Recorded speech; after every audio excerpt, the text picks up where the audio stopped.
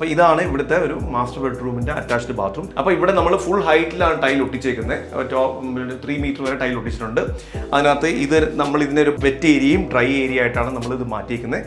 ചെറിയ ബാത്റൂമാണ്, ഏതാണ്ട് ഒരു 190 സെൻറ്റിമീറ്ററേ ഉള്ളൂ. അതുകൊണ്ട് നമ്മളിവിടെ ഒരു കോർണർ ബേസിനൊക്കെയാണ് വെച്ചേക്കുന്നത്.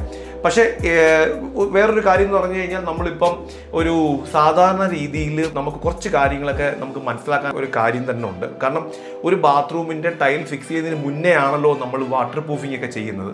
അപ്പോൾ വാട്ടർ പ്രൂഫിംഗ് ചെയ്യുന്നത് നമ്മൾ കുളിക്കുമ്പോഴൊക്കെ നമ്മൾ വെള്ളം തെറിക്കുമ്പോൾ ഈ വാൾ ടൈലിൽ തെറിച്ചിട്ട് ആ വെള്ളം ഒഴുകി താഴോട്ട് വരും. ഫ്ലോറിലാണ് ഏറ്റവും കൂടുതലും ഇഷ്യൂ ഉള്ളത്. ഫ്ലോറിൽ നിന്നാണ് ഈർപ്പം മേലോട്ട് പിടിക്കുന്നത്.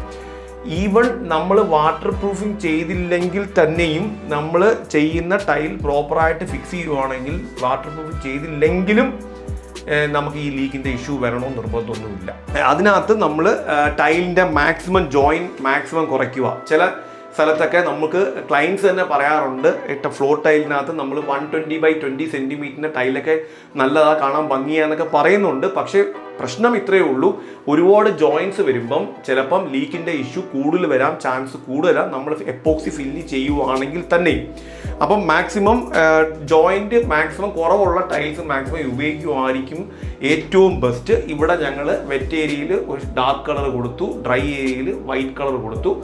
അത് തമ്മിൽ മാച്ച് ചെയ്യുന്ന ഒരു കളർ കോമ്പിനേഷനാണ് നമ്മളിവിടെ ബാത്റൂമിൽ കൊടുത്തേക്കുന്നത്. ഒരു ചെറിയ നിഷ കൊടുത്തു. അതുപോലെ ക്ലോസറ്റിൻ്റെ ഫ്രണ്ടിൽ ഒരു ചെറിയ നിഷയൊക്കെ പ്രൊവൈഡ് ചെയ്തിട്ടുണ്ട്.